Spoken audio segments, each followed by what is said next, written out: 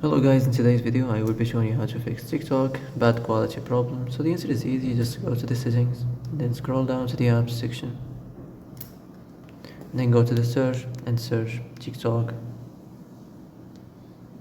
and then go to the storage, and here you will find this clear cache option. Click on it.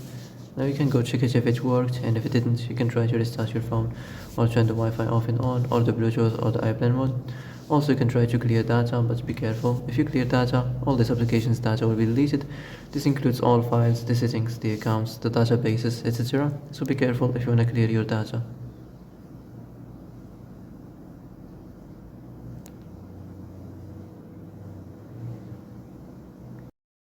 And that's it for today's video. I hope this is the answer you've been looking for.